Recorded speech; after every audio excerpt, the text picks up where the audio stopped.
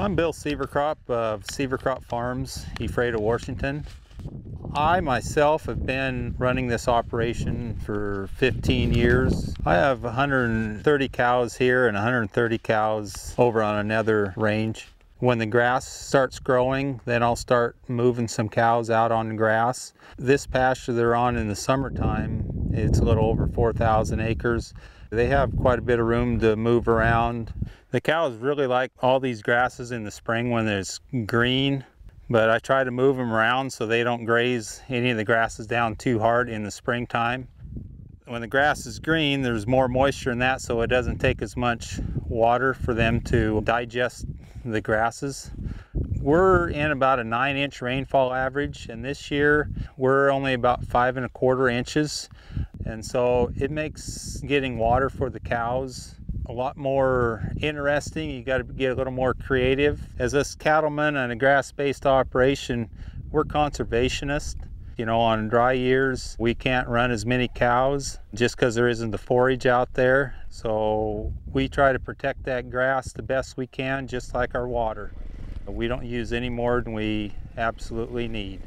I use 2 different types of pumping systems. I've got this well here. The pipe's about 30 feet deep. I'm using a solar panel and an electric pump that I've dropped down in this well.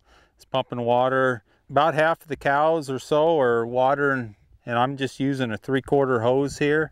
About the same as what a person would use for their sprinkler to water their lawn. So I only need to check it every couple days to make sure everything's working correctly. Then I have another well that I use a jet pump on, and that's a little more labor intensive. I run that jet pump with a gas engine, so I've got to come over every day and put gas in the engine. And so here I'm harvesting the sunlight to water my cows. I have water rights on some waters. If I was limited to the amount of water, I'd probably have to sell some cows. The exemption is very important. If it gets to a point to where I need more than 5,000 gallons of water a day to sustain my cows, I need that water. Not every day do they need that, but there's days that they will exceed that 5,000 gallons. You can't tell them, well, today you can only have 20 gallons of water today, and tomorrow maybe you can have 30 gallons of water. You start limiting the water to the cows, cows won't stay put. They'll start traveling, they'll push a fence, they'll get out, they'll go looking for water. They're after all the water they can drink, and when they're full of water, that's all the water they'll drink a day. The cow-calf guy, he's only going to use as much water as he has grass. They go hand in hand. If you've only got so much grass a year, you can only run so many cows, and so many cows means you only use so much water. I'm Eddie Avila.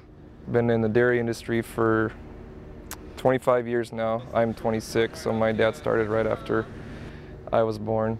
Right now we're milking 1,500 cows. We buy all our feed local. All our hay ground comes from Moses Lake, Quincy area. We bought some corn straight off the fields from local farmers. Right now we employ 19, now that we started our new facility 3 months ago. And majority of those are milkers. When we decided to build a new dairy, we were looking at parlors all over the country, and we decided to go with the rotary because we wanted a parlor that was going to get the cows through the quickest and we can milk the most cows. And so the cows are only in here for 45 minutes over a 24-hour period, getting milked 3 times a day. It's a 72 stall rotary. We got it from De La Valle. So we're milking 1,500 cows in 5.5 hours right now at 60% speed. We decided to go with the palpation rail so we don't have to lock cows up. You can see the cows getting on. There's a crowd gate behind them, and the cows behind that crowd gate are getting washed. We have sprinklers set back there, and they're getting washed from the bottom up, so that when that cow gets on, her udder's nice and clean. You know, there's no manure, no bacteria, nothing. She's nice and dry by the time she gets on, and she's ready to go, ready to milk and give nice quality milk. As you can see, as the cows are riding around on the carousel, a lot of them are chewing their cud. Probably 80–90% of them will be. That's a sign that the cow's healthy. She's content. She's not nervous or scared from being on the carousel. I mean, that's a happy cow. May not be from California, but she's still happy. The milk comes out of the cow, it's coming down this black hose. This sensor will automatically detect if there's milk flow or not, and it'll detach the machine when she's done milking. The milk flows through this pipe and into these receiver jars. There's one on each side. From these receiver jars, it runs through this top pipe here, goes down to the middle, down through the basement, goes into a vat, which pumps it through the cooler where it gets chilled. When water first gets introduced to our system, we run it through this plate cooler, which is a chiller for our milk. Right now we're using roughly 50 gallons a minute to cool the milk, and then our chiller is taking it the rest of the way down to 38, 37 degrees. We're using a third of the water that it could use, and we're still getting our milk to 50% of the temperature that it was before. So after the water runs through this plate cooler, we have a holding tank. From there, we feed it to water troughs and our cooling pads and our sprinkler pen. We never get above 75 degrees here inside the building, which is better for the cows, better for production. You can see we got some dry hay, some steamrolled corn silage, we got some grass pellets, we also have soybean meal and canola meal, and then we are also feeding some sweet corn cannery waste, which you can see some of the stringy stuff here. It's from the sweet corn. And we just feed that seasonally. The cows like it a lot. It's nice and sweet, and they do pretty well on it. One of the ways we recycle our water is we flush it down these lanes. Keeps the cows from having to walk in manure all day. And this is all water that's been recycled. It's wash water, water trough water when we clean our water troughs, water from the plate cooler. Any water that's used in this facility gets put into the same drain pipe, which eventually gets put through these flush valves.